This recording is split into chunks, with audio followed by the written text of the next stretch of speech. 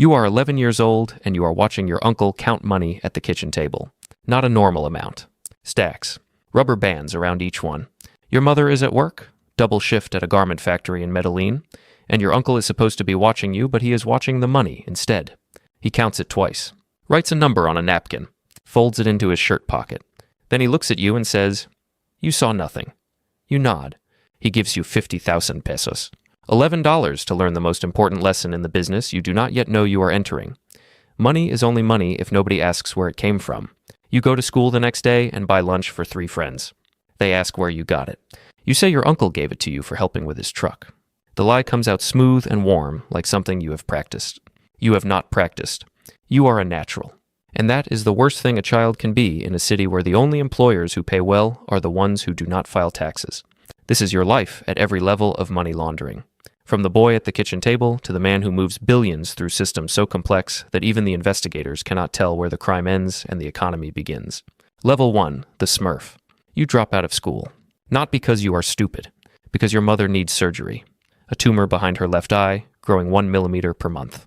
The public hospital has a 14-month waiting list. The private clinic wants 23 million pesos, $5,400. Your uncle has the money, and he has a job for you. Walk into a bank.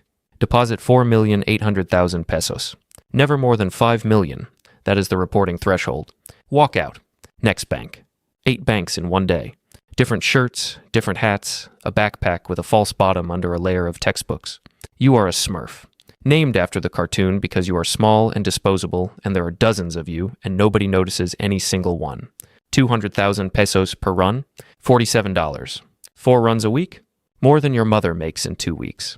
She gets the surgery. She comes home with a bandage over her eye and holds your hand and says God was watching. You do not tell her it was not God. It was 8 banks and a false bottom.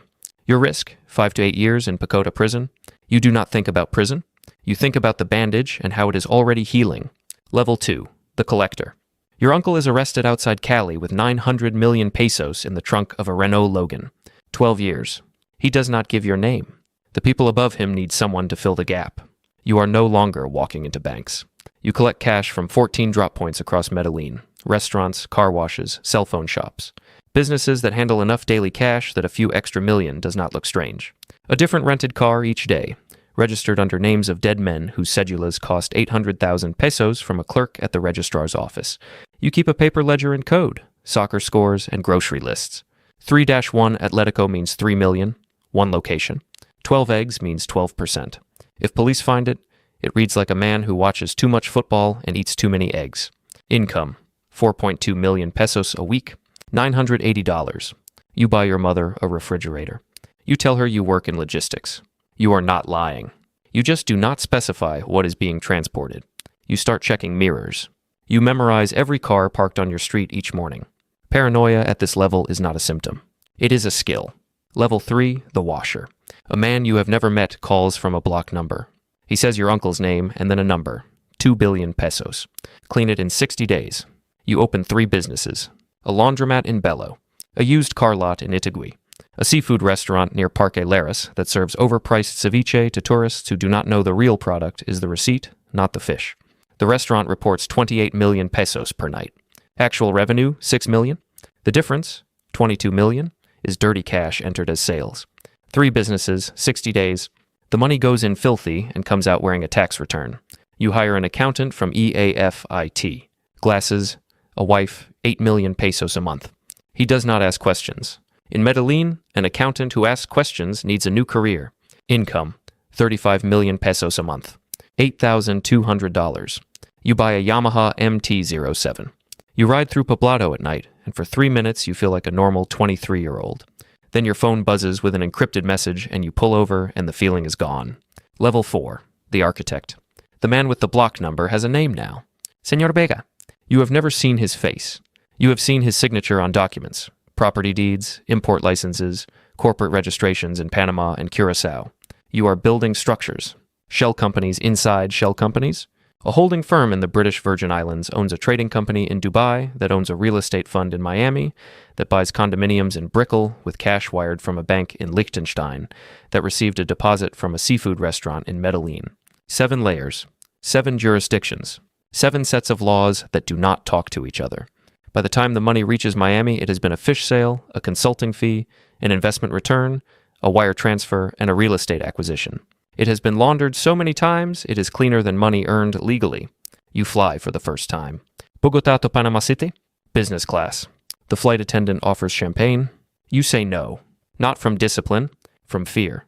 Alcohol loosens the one muscle that keeps you alive. The ability to remember which lie you told to whom. Income, 90 million pesos a month. $21,000.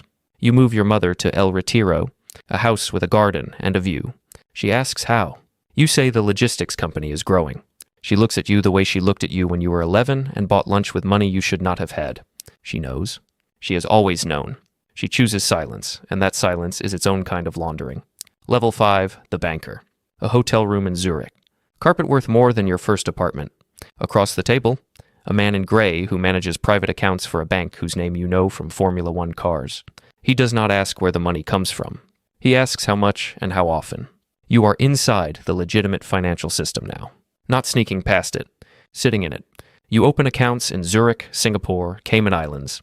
You diversify into trade-based laundering, a shipping container of plastic chairs from China invoiced at $2.3 million. Actual value, $40,000. The difference enters as profit from international trade. You have a team, 11 people. Accountants, lawyers, freight forwarders, a compliance consultant who used to work for the DEA and now works for you at 4 times the salary. None of them know each other. None know your real name. Your accounts hold $4.6 million across 6 jurisdictions. You wear handmade shoes from Milan. You have not touched physical cash in 18 months. Interpol's Financial Crimes Division has your shipping routes. They do not have your name. The distance between those two facts is the width of your life. Level 6, the ghost. Senor Vega is dead. Shot in a farmhouse outside Monteria. 14 bullets. You hear about it on the news. Nobody calls you because nobody alive knows you worked for him. The compartmentalization held. You take Vega's infrastructure and offer services to 3 new clients. A cartel fragment in Sinaloa. A gold mining operation in Chaco that produces more gold on paper than the mines produce in reality. An arms dealer in Belgrade who needs euros converted to Caribbean real estate.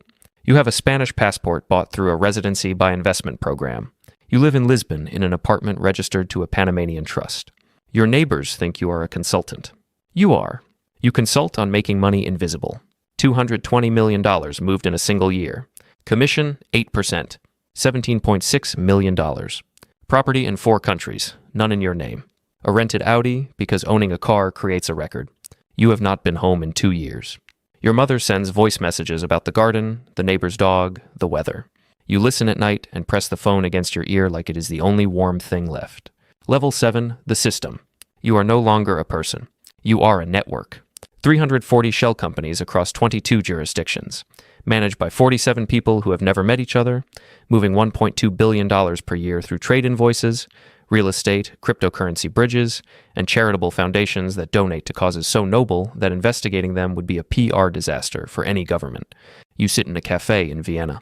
Espresso. A lawyer hands you a USB drive. The exchange takes 11 seconds. You finish your coffee. You leave a tip. You walk to a park and watch pigeons, and for a moment, you forget that the man on this bench cleans more money than the GDP of some countries he operates in. You have a wife. Met her in Lisbon. Portuguese. Architect. She believes you run an import-export firm. The marriage is real. The love is real. The man she married is not. Every morning, she kisses someone who does not exist, and the distance between who she thinks you are and who you actually are grows 1 millimeter per day, like a tumor behind an eye that nobody checks. Level 8, the fall. A forensic accountant in Rotterdam finds 1 anomaly. 1 invoice. Plastic chairs from Guangzhou at $47 per unit. Market rate, $1.80. She flags it. Europol opens a file. 11 months. They trace the invoice to Dubai. Dubai to the BVI. The BVI to Singapore. Singapore to a cryptocurrency wallet that once, 3 years ago, touched a server in Medellin. You are in Lisbon when the coded message arrives. 2 words. Wind coming. You have a bag packed. 3 passports. 2 hard drives. $380,000 in crypto on a cold wallet the size of a thumb. You kiss your wife. You say business trip. She says, be safe. You walk to the door and stop. You almost turn around. You almost tell her everything. The shells, the chairs, the backpack, all of it. You almost say, the man you love is a lie, and the life we built is built on a lie. You do not turn around. You close the door softly and hear her start the coffee machine, and that sound, the hiss of a Bialetti mocha pot at 7:14, will be the last ordinary sound of your life. The end. A white room. Fluorescent light. A table, 2 chairs, a man from Europol with a folder 3 inches thick. Your real face on the front page. Not the Spanish passport. The face your mother knows. They found you in Montenegro. A hotel in Kotor. Paying cash. Your lawyer in Panama, the one who sent Wind Coming, sold you for immunity. Compartmentalization works until someone decides their freedom is worth more than your trust. The investigator reads numbers. Shell companies. Bank accounts. $1.2 billion over 6 years. He reads them the way a man reads a grocery list. You say nothing. You think about the kitchen table, the rubber bands, the napkin, your uncle. You saw nothing. You were 11. You nodded. You took the pesos. And from that moment, every door you walked through locked behind you, and you kept walking because turning around was never one of the options. Your mother will hear about it on the news. She will sit in the house in El Retiro, in the garden you bought with money that was 14 steps ago, something she would not recognize, and she will cry. Not because she is surprised, because she always knew, and knowing was not enough to stop it, and the saying out loud makes it real in a way the silence never did. Somewhere in Medellin, a 17-year-old is walking into a bank with a backpack with a false bottom. Different face. Different name. Same math. A mother who needs something. A threshold of 5 million pesos. A lie that comes out smooth and warm. He thinks he sees the whole board. He does not. Nobody does. That is the design.